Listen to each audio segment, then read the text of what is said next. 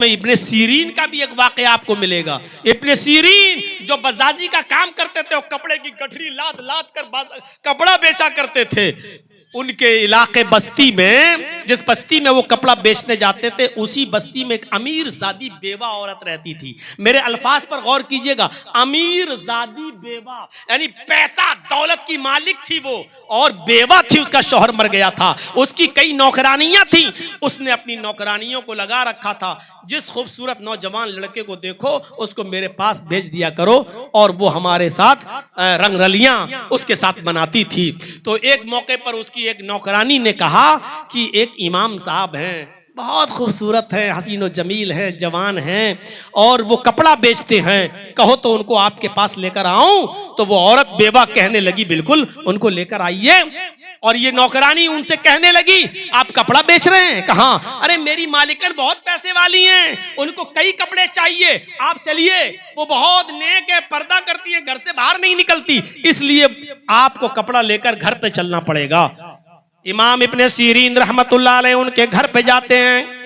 नौकरानी घर के दरवाजे के अंदर कर देती है, खुद बाहर रहती है, और ये अंदर जब दाखिल हो जाते हैं तो उस बेवा औरत के पास बैठ जाते हैं और कपड़ा दिखाने लगते हैं, ये इतने का, ये इतने का, ये इतने का। अब उसको कपड़ा तो खरीदना नहीं था, वो खूबसूरती देखकर माइल कहने लगी, अरे मुझे कपड़ा नहीं खरीदना है, जितना तुम कपड़ा बेच रहे हो मैं सारी गठरी का पैसा तुमको दे दूंगी, कपड़ा भी दे दूंगी, पैसा भी दे दूंगी, जाई, मैं कपड़ा खरीदने के लिए नहीं बुलाई। तो कहा, फिर किस लिए बुलाई हो? तुम्हारी नौकरानी ने तो यही कहा था बांदी ने कि कपड़ा खरीदेंगे। कहा, मैंने कपड़ा खरीदने के लिए नहीं बुलाया, कपड़ा रखिए अपने पास, कपड़े का पैसा भी मैं तुमको दे दूंगी, जितने का कपड़ा पूरी गठरी में दे दूंगी तुमको। तो कहा, बुलाया किस लिए? उसने छूटते ही जो जुमला कहा वो जुमला था, उदनु मिन्नी, मेरे करीब आइए, इधर आइए, मेरे करीब आइए, मुझसे मिलिए, मुझसे जिमा कीजिए। इन्होंने कपड़े की गठरी बांधी और लगे अब उसको नसीहत करने, इन्नल हम्दुलिल्लाह नहमदुहु व नस्तईनु व नस्तगफिर, और लगे उसको। अल्लाह के रसूल ने ये फरमाया, कुरान में ये आया है, और जिना की मजम्मत, और जिना की बुराई, और जिना का अजाब, और जिना सब कुछ। लेकिन उसके ऊपर तो भूत चढ़ा था, उसकी खोपड़ी पर भूत चढ़ा था जवानी का। कहने लगी, अच्छा सब बातें आपकी सुन ली, अरे ठीक है हम तौबा कर लेंगे बाद में, लेकिन अभी आइए। कहने लगे, ये तो मानेगी नहीं, इनकी नसीहतें वहां कोई काम ही नहीं आ रही, जो नसीहत कर रहे हैं वो कह रही अपनी जेब में रखो, आओ, हर बात पे कहती उदनु मिन्नी, मेरे करीब आओ। इन्होंने कहा, अच्छा सुनो, मुझे बहुत तेज लैट्रीन लग रही है। इमाम इब्ने सीरीन ने फरमाया, मुझे बहुत तेज कज़ाए हाजत की जरूरत है, मुझे लैट्रीन लग रही है, आप मुझे अपना बाथरूम बता दीजिए कहाँ है। उसने कहा, बस इतनी सी बात, चलो मैं बता देती हूँ, जल्दी से फारिग होके आइए, लेकिन आइए हमारे पास। इनको बाथरूम में ये चले गए। अब ये देखते रहे कि बाथरूम में कितने देर बंद रहेंगे। थोड़ी देर के बाद ये निकले तो किचन में घुस गए। किचन में एक नाली थी, इमाम इब्ने सीरीन की नजर उस नाली पे पड़ी, जिसमें वो औरत जो बर्तन धोती थी, वो सब कीचड़ और कचड़ा उसी नाली में जमा होता था, और उसी नाली के जरिए वो वहां से पानी निकलता था, बाहर जाता था। ये उसके पास बैठ गए, और जो काली कीचड़ थी उस नाली में, उसको हाथ से लेकर अपने कपड़ों पे मलना शुरू कर दिया, और फिर दूसरा हाथ लिया, कीचड़ इधर उधर सब जगह अपनी गंदगी से लथपथ कर लिया अपने आप को। और उस औरत के पास गए, चलो आओ, चलो कहां चलना है? उसको जो बदबू लगी, उसने कहा, ए तेरा दिमाग खराब है, ये क्या करके आ गया, हट, भाग भाग भाग। इन्होंने कपड़े की गठरी उठाई और दरवाजे से जैसी खुला भागे वहां से, और सीधे उस गांव के कुएं के पास आए। जल्दी से अपनी गठरी रखी और कपड़े उठा के उसी कुएं से धोए, और कपड़ा अपना धोने के बाद कहते, अल्लाह तेरा शुक्र है कि तूने मुझे जिना से बचा लिया, अल्लाह तेरा शुक्र है कि तूने मुझे मेरा मुंह काला होने से बचा लिया। वो तो हाथ धोकर नहीं, हाथ धोकर मेरे पीछे पड़ चुकी थी। आए अल्लाह तेरा रहमो करम रहा, और तूने मेरे दिमाग में ये तरकीब डाल दी, और इस तरकीब से मैं बच गया। मेरे भाइयों, इस तरीके से लोग इस जिनाकारी से बचते थे, वरना औरतें तो पूरा मौका देती थी। आओ, हजरत यूसुफ अलैहिस्सलातु वस्सलाम के पास क्या मौका नहीं था? बादशाह मिस्र की बीवी ने पूरा मौका दिया था, ये दरवाजा भी बंद, वो दरवाजा भी बंद, ये दरवाजा भी बंद। एक दरवाजा नहीं, गल्लक़तिल अब्वाब, कई दरवाजे थे, सारे दरवाजे बंद करके कहने लगी, हाय तलक, हाय यूसुफ आओ मेरे पास। और यूसुफ अगर उसकी बात मान लेते तो 5 उंगली घी में, यूसुफ अगर उसकी बात मान लेते तो कितना करीबी बन के रहते।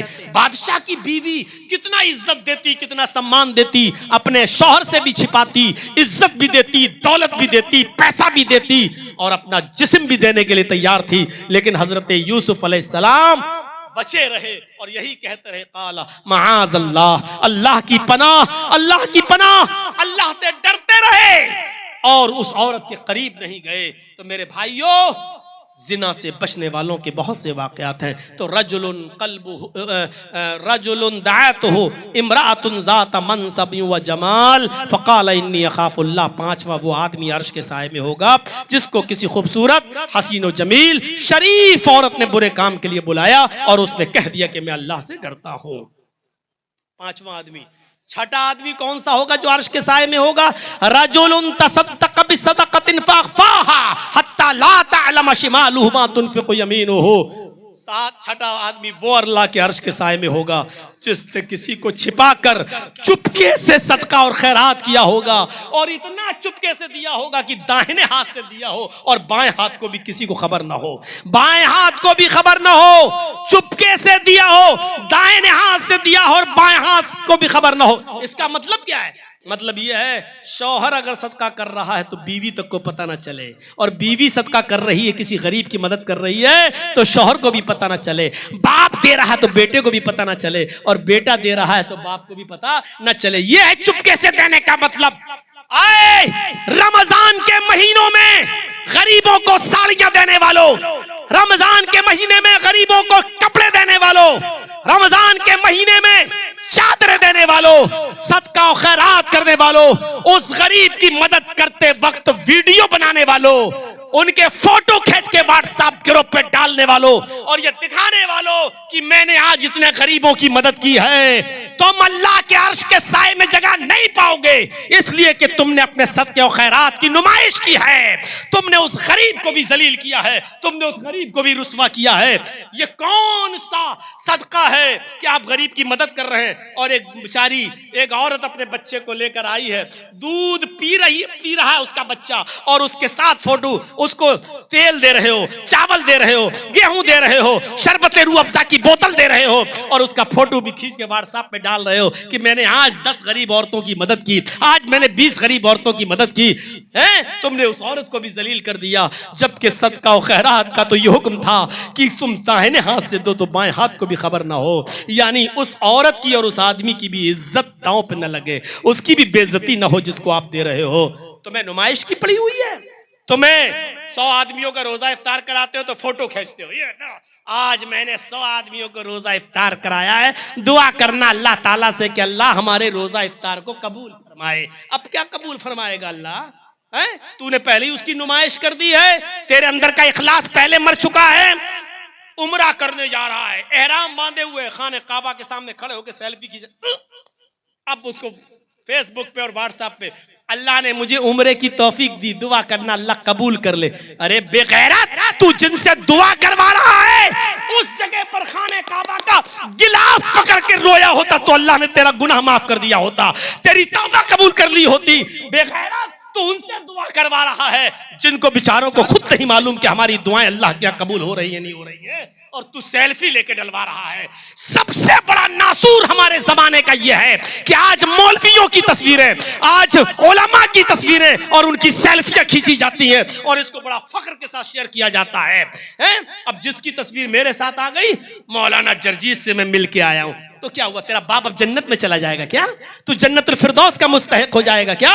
मेरे भाइयों, यह जमाने का सबसे बड़ा अलमिया है और सबसे बड़ा नासूर है कि आज उलमा की तस्वीरें लेकर उनके कद को इतना बड़ा बना देना कि उनको पीर और वली का दर्जा दे देना और यह समझना कि हमने बहुत बड़ा कारनामा अंजाम दिया। मेरे भाइयों, इखलास अपने अंदर पैदा कीजिए। तो रजुलुन तसद्दक़ बिसदक़तिन फ़अख़फ़ाहा, छुपा कर सदका देना। मेरे भाइयों, ये छठी चीज